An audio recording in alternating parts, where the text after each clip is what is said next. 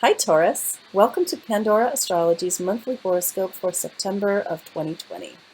This month we have Venus and Mercury activity, which is going to be fairly straightforward. Mars is going to tangle things up somewhat. We've got a lot of retrogrades going on right now and a couple of new and full moons.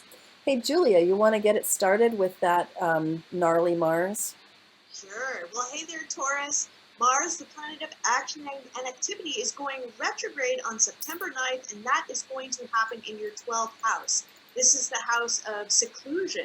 And when Mars goes retrograde, or even is in the 12th house, it's a time where you might feel like all things that you're working on, things that you're putting your drive to, just end up getting lost. Like maybe they get canceled, maybe a project just doesn't fully complete Oh, itself. So it can be a very sort of frustrating time for that. I mean, Mars retrograde is generally a very frustrating time for everybody. And Mars can also be our anger, so you might be prone to being a little bit more passive aggressive and not outwardly assertive and confrontational about things as well. Now, between September 10th and 12th, all of the outer planets, including Mars, are going to go retrograde. So during this month, it's generally not, and especially that window of time, not a good time to start new things. That could be in a professional setting, like not expanding business activities, signing contracts, etc., or even in your personal life as well, because all those retrogrades bring a lot of unpredictable elements to new starts.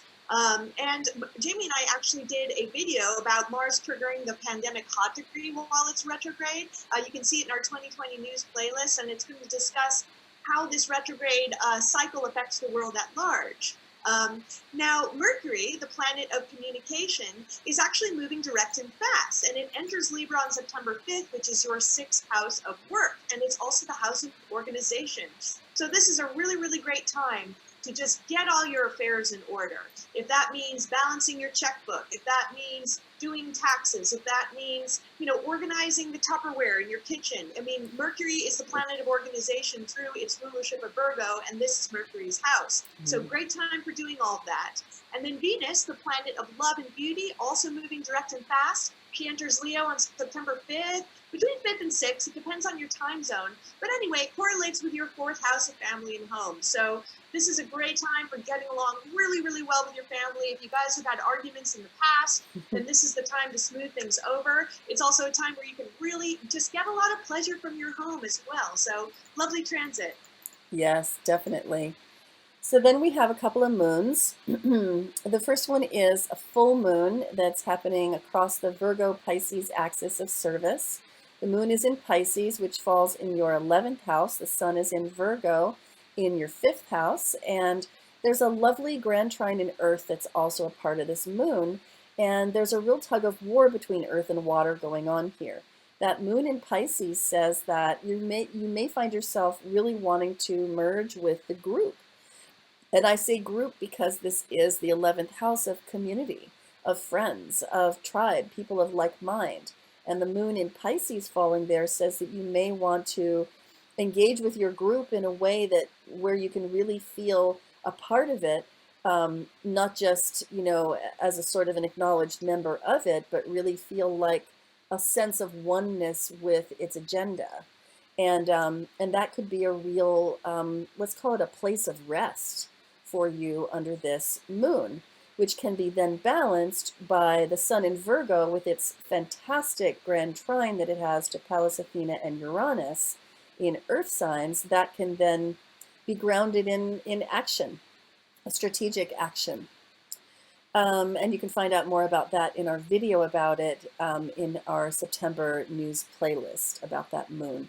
There's also in that playlist a video about the other moon this month, which is the new moon in Virgo, falling right about here on the 17th, and it lands in your 5th house, which is a house of creation, recreation, and procreation, a house of fun, pleasure, play, entertainment. It also covers trips for fun and love affairs, and just, the fun house in general. A new moon brings that sense of new beginnings. And what I love about this new moon is the way that it trines the pandemic hot degree, which for you has been this year bringing you some tough lessons about how to take responsibility for things beyond your control and figure out what that means. And that's because the pandemic hot degree falls in your ninth house. And this moon is going to ease some of those harsh lessons, and it's going to help you to figure out what events of this year really do mean for you and how they should impact your worldview going forward.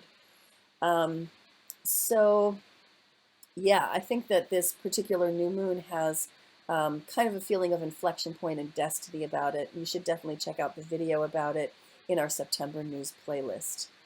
So that's the stuff we have for you this month, Taurus. I hope you enjoyed it.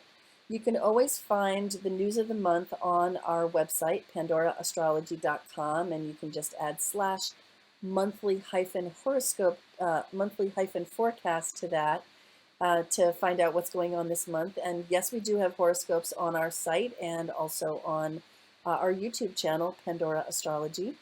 And if you are wanting a reading to uncover and really understand any of the events of this month, then Julia and I are available. You can find us at pandoraastrology.com/services, and we would love to meet with you. Until next month, we'll see you around the cosmos. Bye. Bye.